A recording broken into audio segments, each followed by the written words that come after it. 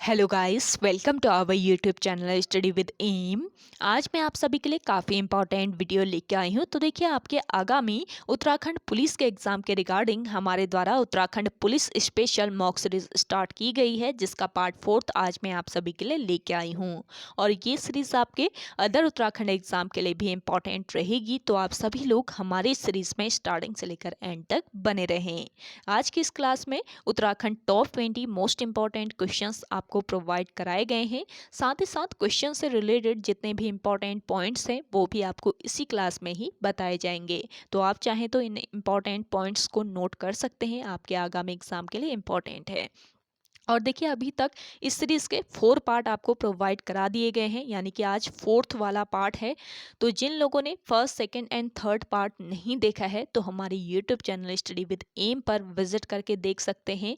आप एक एक पार्ट जो है इसको जरूर कवर कीजिएगा, काफ़ी महत्वपूर्ण ये पार्ट्स रहते हैं। तो चलिए आज के इस मॉक सीरीज को स्टार्ट कर लेते हैं। स्टार्ट करने से पहले जिन लोगों ने अभी तक हमारे YouTube channel study with M को सब्सक्राइब नहीं किया है, वो सब्सक्राइब कर लें। साथ ही साथ बगल में जो बेल आइकन दिख रहा है इसे भी प्रेस कर लें, ताकि हम कोई भी वीडियो डालते हैं तो उसका नोटिफिकेशन आपके पास जल्द से जल्द पहुंच जाए। आप सभी लोग हमारे टेलीग्राम चैनल को भी ज्वाइन कर सकते हैं। अराउंड 6.7 के यहाँ पे ग्रुप मेंबर्स हो चुके हैं। सुबह 10 बजे और शाम 8 बजे यहाँ पे क्विज का आयोजन भी कराया जाता है। इसके अलावा अदर इंपॉर्टेंट अपडेट्स पीडीएफ्स यहीं पे शेयर की जाती हैं। लिंक आपको इसका डिस्क्रिप्शन बॉक्स में मिल जाएगा। बढ़ते हैं आज की वीडियो की ओर। इस सीरीज का पहला क्वेश्चन है, उत्तराखंड के प्रथम व्यक्ति जिन्होंने शोध कार्य हिंदी भाषा में लिखा। इंपॉर्टेंट क्वेश्चन है। देखिए, उत्तराखंड के प्रथम व्यक्ति जिन्होंने शोध कार्य हिंदी भाषा में लिखा, ये व्यक्ति है मुरली मनोहर जोशी। ऑप्शन फर्स्ट इस क्वेश्चन का करेक्ट आंसर है। देखिए, मुरली मनोहर जोशी, इनके जन्म की अगर हम बात करें तो 5 जनवरी 1934 को 5 जनवरी 1934 को इनका जन्म अल्मोड़ा जनपद के गल्ली गांव में हुआ था। अल्मोड़ा के गल्ली गांव में इनका जन्म हुआ था और ये आरएसएस से जुड़े थे। और देखिए, जनसंघ पार्टी के ये सदस्य भी थे मुरली मनोहर जोशी। और वर्ष 1977 ईस्वी में जनसंघ जो है इसका जनता पार्टी में विलय हो गया था। तो जनसंघ का जनता पार्टी में विलय होने के बाद नवगठित भाजपा पार्टी के ये पहले प्रदेश सचिव बने। ये ध्यान रखेंगे, इंपॉर्टेंट पॉइंट है। और अल्मोड़ा से ये सांसद भी बने थे। और देखिए, वर्ष 1992 ईस्वी में इन्होंने कन्याकुमारी से लेकर कश्मीर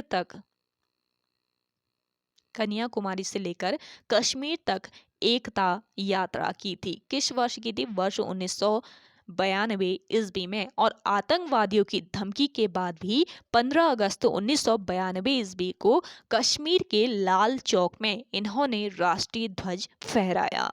नेक्स्ट क्वेश्चन है, निम्न में से किस क्षेत्र को अंग्रेजों ने गोविंदगढ़ की संज्ञा दी थी? देखिए, अंग्रेजों ने गोविंदगढ़ की संज्ञा दी थी किस क्षेत्र को? काशीपुर क्षेत्र को। ऑप्शन थर्ड यहाँ पे आपका बिल्कुल करेक्ट आंसर है। देखिए, अंग्रेजों का प्रभाव कहाँ पर ज्यादा था? उत्तराखंड में अल्मोड़ा और नैनीताल में सबसे ज्यादा प्रभाव हुआ करता था अंग्रेजों का, और तराई क्षेत्र पर इनका प्रभाव कम था। तो देखिए, अंग्रेजों ने गोविंदगढ़ की संज्ञा दी थी काशीपुर को। क्यों दी थी? क्योंकि उत्तराखंड के जो नेता थे उनका राजनीतिक स्थल बन गया था काशीपुर, यानी कि जो उत्तराखंड के जो नेता थे उनका राजनीतिक स्थल या राजनीतिक अड्डा बन गया था काशीपुर। और काशीपुर में ही राजनीतिक चेतना का विकास जो है वो कौन कर रहे थे? काशीपुर में राजनीतिक चेतना का विकास कर रहे थे गोविंद वल्लभ पंत जो हैं वो राजनीतिक चेतना का विकास कर रहे थे काशीपुर में। और राजनीतिक कार्य जो होते थे, सभी राजनीतिक कार्य यहीं पर होते थे। तो गोविंद वल्लभ पंत के नाम पर ही अंग्रेजों ने गोविंदगढ़ की संज्ञा दी थी काशीपुर को। क्यों दी थी? क्योंकि गोविंद वल्लभ पंत काशीपुर में राजनीतिक चेतना का विकास कर रहे थे और सभी जो राजनीतिक कार्य होते थे वो यहीं पर संपन्न होते थे, इसलिए दी थी। नेक्स्ट क्वेश्चन देखिएगा, लोकप्रिय कविता संग्रह लंगड़ी किरण के रचयिता कौन है? देखिए, लोकप्रिय कविता संग्रह है लंगड़ी किरण, जिसके रचयिता कौन है? इसके रचयिता है लीलाधर जगुड़ी। ऑप्शन सेकंड यहाँ पे आपका बिल्कुल करेक्ट आंसर है। देखिए, लीलाधर जगुड़ी जो है ये टिहरी निवासी हैं, टिहरी निवासी हैं लीलाधर जगुड़ी। और वर्ष 2018 में इनको कौन सा सम्मान दिया गया? व्यास सम्मान दिया गया। व्यास सम्मान से इनको वर्ष 2018 में सम्मानित किया गया। और इनका एक कविता संग्रह है जिसका नाम क्या है? महाकाव्य के बिना। महाकाव्य के बिना इनका एक कविता संग्रह है, जिसके लिए इनको वर्ष 1997 ईस्वी में कौन सा पुरस्कार दिया गया? साहित्य अकादमी पुरस्कार दिया गया। आपसे पूछा जा सकता है कि किस रचना के लिए या फिर किस वर्ष लीलाधर जगुड़ी को साहित्य अकादमी पुरस्कार से सम्मानित किया गया, तो ये ध्यान रखना है कौन सा ये वर्ष था। वर्ष 1997 था। और महाकाव्य के बिना इस रचना के लिए इनको वर्ष 1997 ईस्वी में साहित्य अकादमी पुरस्कार से सम्मानित किया गया। चलिए, अगला है आपका, पुरोला घाटी की जीवन रेखा किस नदी को कहा जाता है? देखिए, पुरोला घाटी जो है इसकी जीवन रेखा कहा जाता है किस नदी को? कमल नदी को। ऑप्शन सेकंड यहाँ पे आपका बिल्कुल राइट आंसर है। आप सभी लोग कमेंट करके बताएं कि पुरोला जो घाटी है वो कहाँ पर स्थित है। अगला क्वेश्चन देखिएगा, रो मत आगे बढ़ो किसका नारा था? देखिए, रो मत आगे बढ़ो ये नारा था किसका? तुलसी देवी का। ऑप्शन थर्ड यहाँ पे आपका राइट आंसर है। अगला क्वेश्चन देखिए, गोरखा शासन काल में छिपाई हुई संपत्ति पर लगने वाला कर था। देखिए, गोरखा शासन काल में जो छिपाई संपत्ति होती थी उस पर लगने वाला जो कर था, इसका नाम क्या था? इसका नाम था बहता कर। ऑप्शन फर्स्ट यहाँ पे आपका बिल्कुल करेक्ट आंसर है। गोरखा शासन काल में छिपाई हुई संपत्ति पर बहता कर लगाया जाता था। और बात करें रहता कर की, तो रहता कर गांव छोड़कर जो भागे हुए लोग होते थे, गांव छोड़कर भागे हुए लोगों पर लगाया गया था। बात करें पुगाड़ी कर की, तो पुगाड़ी कर भूमि कर था, ये एक भूमि कर था। और इससे लगभग 1.5 लाख आय होती थी। और सैनिकों का जो वेतन होता था वो इसी कर से दिया जाता था।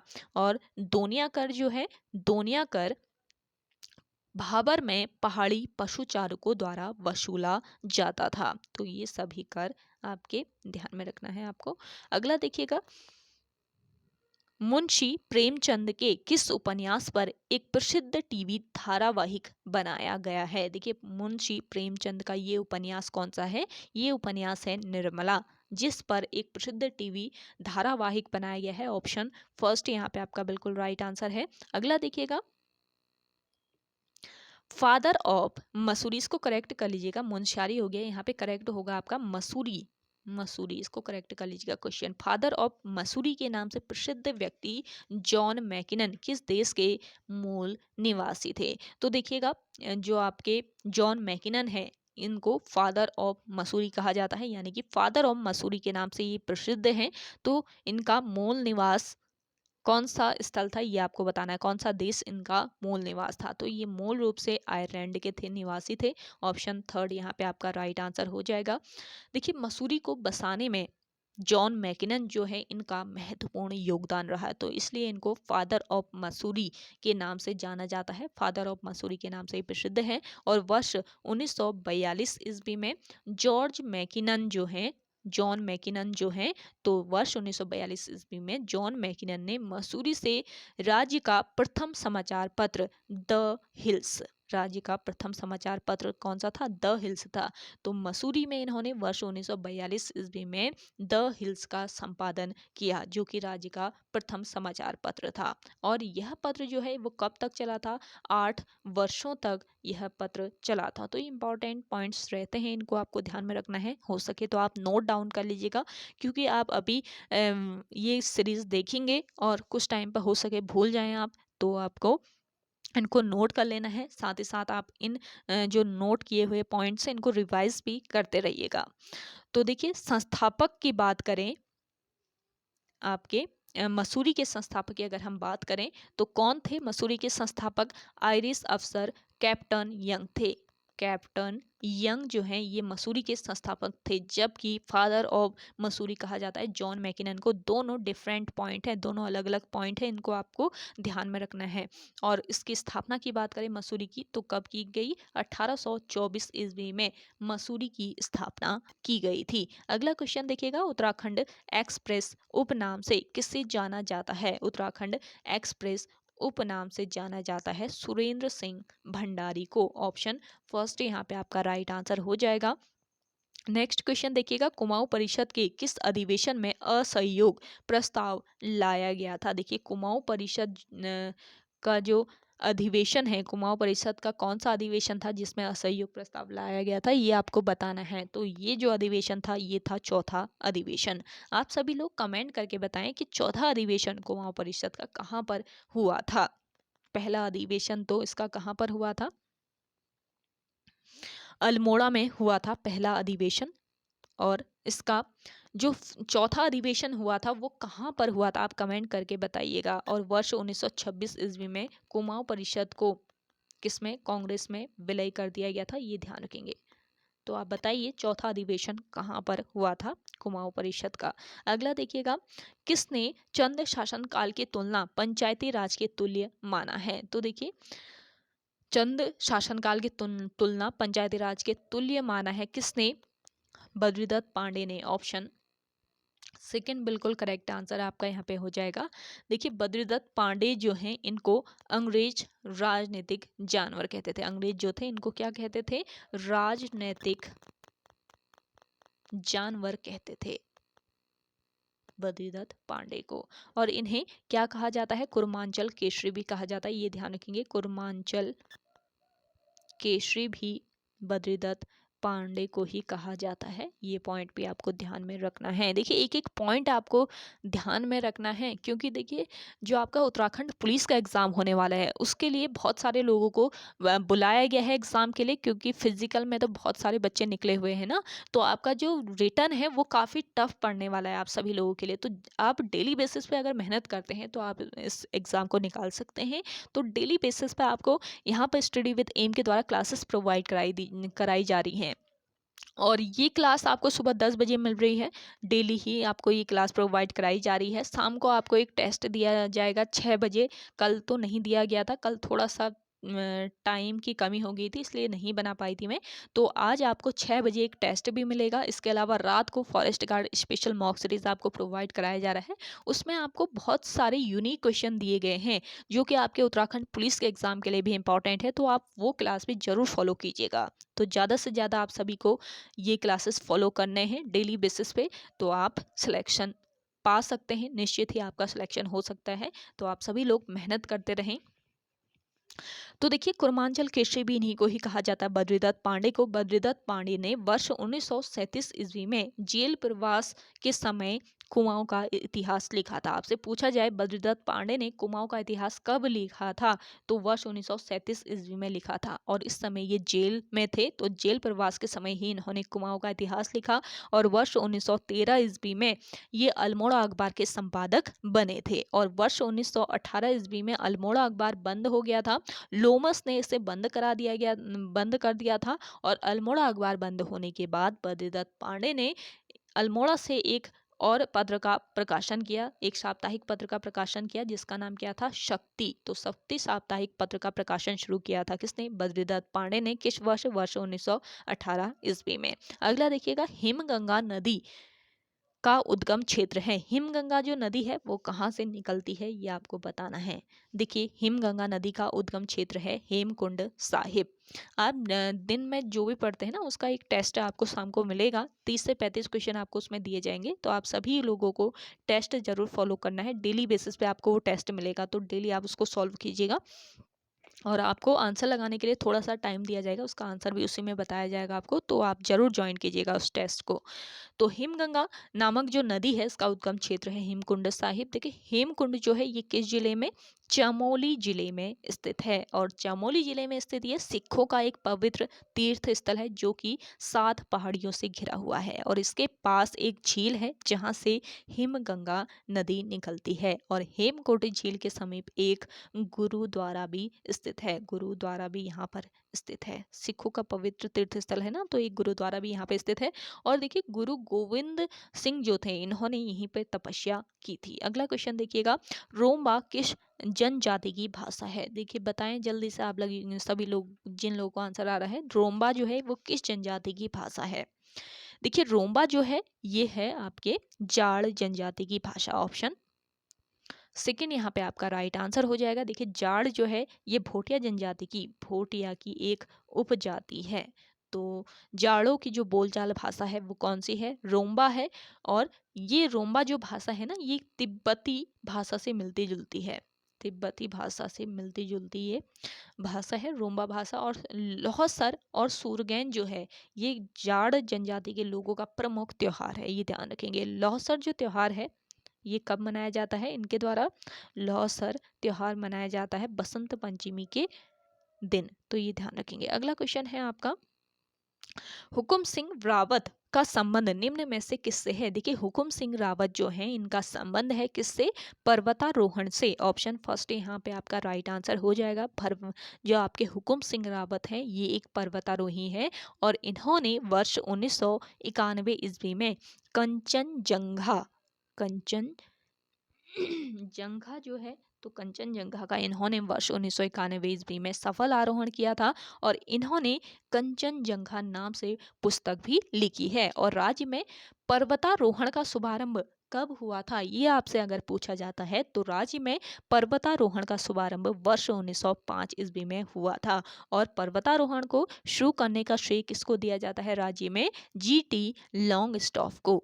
तो ये पॉइंट आप नोट कर लीजिएगा, शुरू करने का श्रेय दिया जाता है जीटी लॉन्गस्टॉफ को। अगला देखिएगा, केदारनाथ आपदा की सच्ची कहानियां पुस्तक के लेखक है। जिन लोगों ने अभी भी इस सेशन को शेयर नहीं किया है आप सभी लोग जल्दी से शेयर कर दीजिए। आप सभी लोगों का सपोर्ट बहुत जरूरी है हमारे लिए। देखिए आप सभी लोगों के लिए ही इतनी तैयारी यहाँ पे की जा रही है, डेली बेसिस पे आपको क्लासेस प्रोवाइड कराई जा रही है। तो आप सभी लोगों से इतना ही रिक्वेस्ट करते हैं कि आप ज़्यादा से ज़्यादा इस सेशन को शेयर कीजिए, लाइक कर लीजिएगा।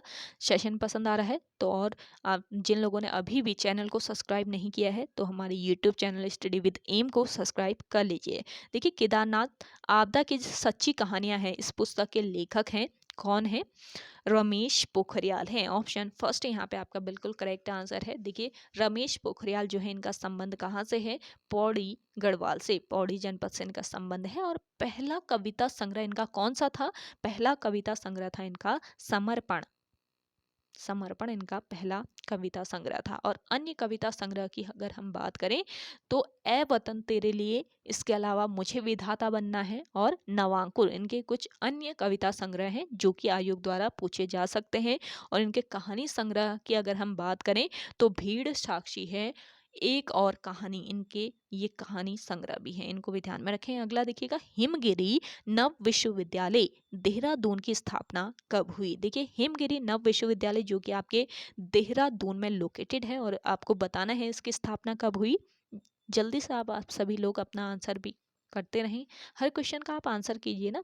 देखिए हिमगिरी नव विश्वविद्यालय आपके देहरादून में है जिसकी स्थापना वर्ष 2004 में की गई थी। हिमगिरी नव विश्वविद्यालय जो है ये सूचना प्रौद्योगिकी से संबंधित है और यह देहरादून के कहाँ पर, सेला कुई में, देहरादून दून के ये सेला कुई में स्थित है और इसकी स्थापना वर्ष 2004 में की गई थी। अगला देखिएगा, मोनाल पक्षी पर राज्य में टिकट जारी हुआ। देखिए राज्य में जो मोनाल पक्षी है ना इस पर डाक टिकट कब जारी किया गया था, ये आपको बताना है। जल्दी से बताएं, डाक टिकट मोनाल पक्षी पर कब जारी किया गया था।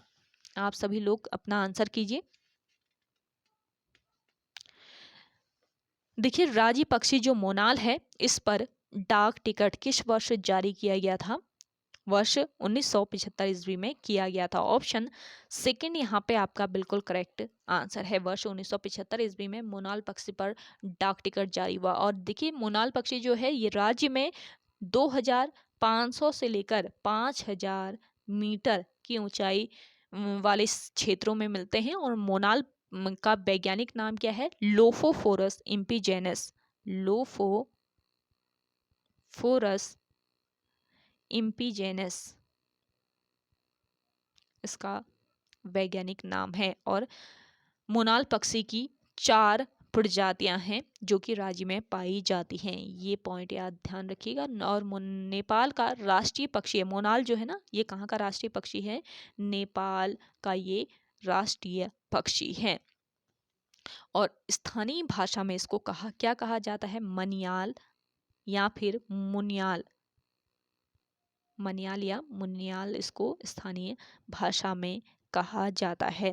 और प्रिय भोजन तो इसका आलू है, इसको आपको सभी को पता ही होगा। वन्य जीव संरक्षण अधिनियम 1972 के तहत मोनाल को संरक्षित किया गया है। और इसके नाम पर डाक टिकट कब जारी हुआ? वर्ष 1975 ईस्वी में। अगला देखिएगा, सोमनाथ का ऐतिहासिक मेला किस स्थान पर लगता है? देखिए सोमनाथ का जो ऐतिहासिक मेला है वो किस स्थान पर ये लगता है? मासी में। ऑप्शन सेकंड बिल्कुल करेक्ट आंसर हो जाएगा। मासी अल्मोड़ा में यह मेला लगता है। सोमनाथ मेला अल्मोड़ा के पाली पछाऊ क्षेत्र में किस नदी के तट पर लगता है? राम गंगा नदी के तट पर इस मेले का आयोजन किया जाता है। और यह पशुओं के क्रय विक्रय के लिए एक प्रसिद्ध स्थान है। अगला क्वेश्चन देखिएगा,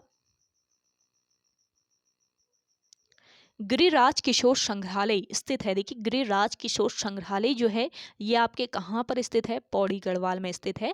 ऑप्शन फर्स्ट यहाँ पे आपका बिल्कुल राइट आंसर हो जाएगा। पौड़ी गढ़वाल में स्थित है गिरिराज किशोर संग्रहालय। इसके अलावा देखिए पौड़ी में और संग्रहालय भी है। एक तो है मौलाराम चित्र संग्रहालय, ये ध्यान रखेंगे, गिरिराज किशोर संग्रहालय। इसके अलावा मौला राम चित्र संग्रहालय और हिमालय पुरातत्व एवं नृवंशी संग्रहालय, ये भी आपके कहाँ पर? पौड़ी गढ़वाल में ही स्थित है। और हिमालय पुरातत्व एवं नृवंशी संग्रहालय जो है इसकी स्थापना वर्ष 1980 ईस्वी में की गई थी। कहाँ पर? पौड़ी गढ़वाल में। चलिए लास्ट क्वेश्चन है आज के सेशन का। आप सभी को आज का ये सेशन कैसा लगा आप कमेंट करके जरूर बताइएगा। देखिए उत्तराखंड में पंचचक्की के लिए पहला कानून कब बना था? मोस्ट इंपॉर्टेंट क्वेश्चन है, ये ध्यान रखेंगे।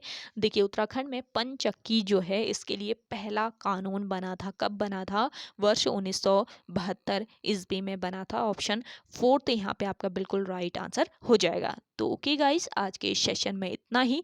आई होप आपको आज का ये सेशन पसंद आया होगा। अगर आप सभी को आज का ये सेशन पसंद आता है तो इस सेशन को लाइक कीजिएगा, शेयर कीजिए। और जिन लोगों ने अभी भी हमारे YouTube channel study with M को सब्सक्राइब नहीं किया है वे लोग जरूर सब्सक्राइब कीजिएगा। और शाम को 6 बजे आपको टेस्ट जरूर देना है। ये टेस्ट बना दिया गया है, आज आपको मिलेगा 6 बजे, तो आप सभी लोग जरूर ज्वाइन कीजिएगा। तो चलिए मिलते हैं एक नई इंटरेस्टिंग वीडियोज़ के साथ, तब तक के लिए धन्यवाद।